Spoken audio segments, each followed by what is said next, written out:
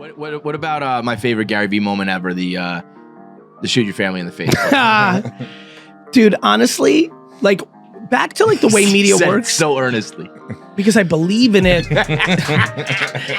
You know, unfortunately, this is where TikTok can really fuck you. Then 18 months ballisting out how to fucking screw myself. I'm like, you know, Dustin's here, like, Dust, you know, we might have to rethink our TikTok strategy because the way you could, you know, me stitched out of context is dangerous. Dude. It's gold, but then you should stitch their stitches and go right back at it. It's amazing. 100%. Shoot them. Look, so I think that it's very easy to take things out of context. I believe that if you think about, I believe that the world is not grateful. Mm-hmm. Yeah. And I think that the world needs a lot more gratitude. And I think for me, when I think about things, when I'm upset about dumb shit, if I think about somebody had something horrible happen today, I actually, on a much more somber note, we had a very, very, very tragic event happen at Vayner last week. We lost an employee to a horrific situation. That's all I am willing to share. It sucks. Look, even just saying it takes the air out of this room. Mm-hmm. It's real life. Like real shit happens. Right. Like somebody just now lost a child at birth. Like right. Life happens. Right. And like when you do what I just did, it sucks the room out of a fun moment, not fun. But if you're having a really bad day around dumb shit, like, I didn't go viral on social media this month, or my coffee's cold, or like the subway sucks, or like my bus is late, or like I like dumb shit that everybody complains about. If you go to that extreme place of like, yeah, but this could have happened, I actually do think it helps people with perspective. Sure. People aren't good at the easy way. Like, I'm giving them the extreme, like, think about like something tragic. And I understand that people are like, what the fuck is the matter with you? But I'll tell you what's the matter with me. When I tell you to be grateful for what you have, everyone's like, yeah, on to the next thing. Like, people don't do well with, they don't, like, they're like, people take everything for granted, everything. 850 million people on Earth don't have access to clean water. We have fucking seven bottles of body armor shit. Shout out body armor. We have 700 fucking bottles of body armor in here, like on the shelf, half drank, 850 million people on Earth don't have access to clean water. The fuck are you complaining about? I believe in that shit. And that's what makes me happy. That's what doesn't allow me to burn out. It's real for me. And like, you know, I'll let people meme me, mock me, make fun of me in perpetuity. I'm gonna pump this shit until my last breath. I have two agendas.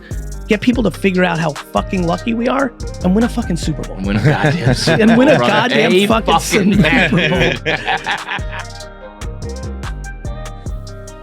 If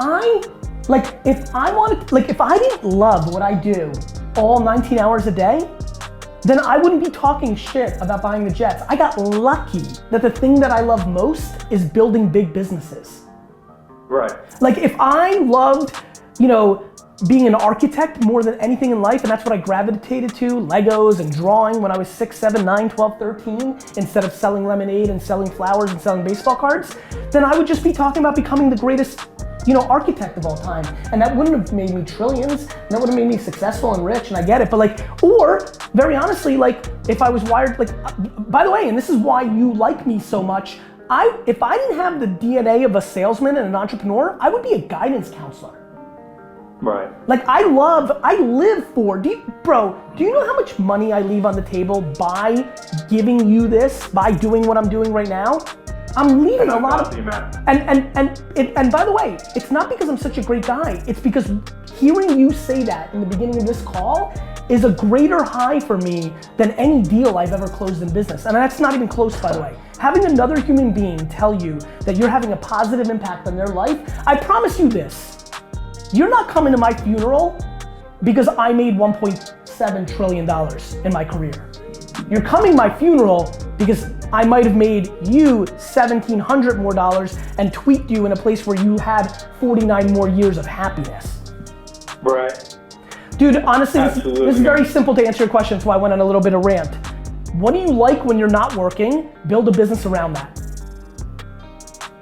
Like, like what do you like? Yeah, I mean, like, I gotta tell you right now, this whole Vayner sports thing, I'm getting scared. I might shut it all down. I'm in love with it. Having these football players sit at VaynerMedia, John Toth yesterday, offensive lineman center for Kentucky, he's gonna be on the Packers in 6 months. It's the weirdest thing. Alvin Kamara is gonna rush for 137 yards on a Sunday, and I'm like, wait a minute, that's my dude. Like, it's crazy, and I love it. And watching AJ's happiness, he's not gonna make anywhere close to as much money as he did at VaynerMedia, but watching the happiness in his heart, like, what do you like? Surfing? What do you like? Like t-shirts? What do you like? Hip hop? Like, what do you like? A thing that I like, to be honest, for a while it's like an extreme sport thing, but now what it is building people. Like, that's what I like. I like seeing other people. So I think you know this. I'm very scared of the life coach business because I think people are ripping people off. So as long as you feel good about it, like, here's an idea. What about starting a club? Like, what about like, dude, there's so much shit you can do. Let me throw you rogue ass shit. Why don't you get a job at night at a restaurant where you tell the owner that you want to work as a bartender because you want to start a club in his restaurant or her restaurant every Wednesday night for aspiring entrepreneurs or for people that want to live better lives. So the exchange is, whom way overqualified for this job, I'm gonna work here 3 nights a week, and I'm gonna meet people that come here, and I'm gonna start a club in your restaurant. And then what you're gonna do is, once you test out what a club and a group together at a restaurant looks like, you may go then get investors or buy your own or save money or sell everything on eBay and get your own. Like, do shit is the answer. Do you understand? Right, totally. And on that, the craziest shit about that, what you just said, is that today at 11:30, I actually orchestrated 3 weeks ago starting a club at my business, the company that I work at, and the first day of the club starts today. We're going into leadership, and I'm gonna do my best to help and learn from other people at the company who wanna be bigger, who wanna be better, who wanna do more, not just the work. Can I ask you a question? Absolutely. Off of that, what just happened, when do you think the world's gonna realize that I'm actually a genie from a different planet? Like, that stuff freaks me out when stuff like so cool. Anyway, listen, my man. Keep focusing on this. I like the vibe of your voice. That's one of the reasons I'm very big on tone and energy. That's why the call-in show is gonna be better, because when I read it, I don't have the tone. I can tell the goodness coming out of your mouth. I can feel it. Let me tell you this. It sounds like you're fairly young. How old are you? 29? 26. Good. Patience, brother. Keep doing good, keep bringing people value, and don't think about what's in it for you. What's in it for you will happen when you are purely pushing to bring people value. Shit just happens.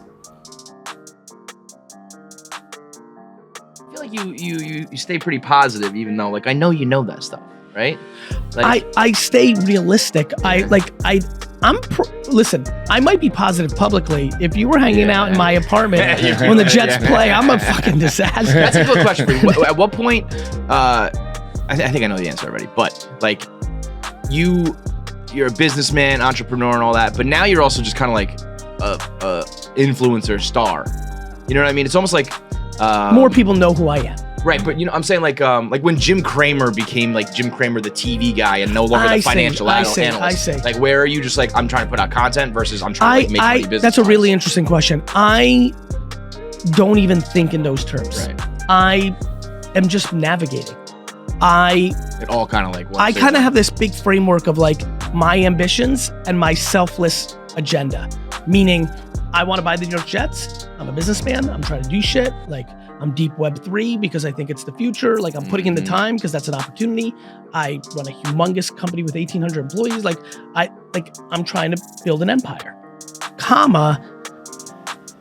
I have a personality trait that is unusual for an empire building assassin.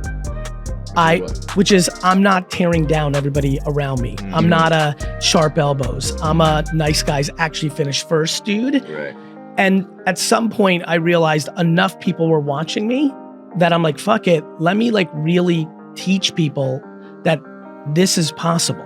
That you can be very successful and happy and you don't have to be a dick face. Right. and so what ended up happening was a lot of things happened. Trash talk, my garage sale videos.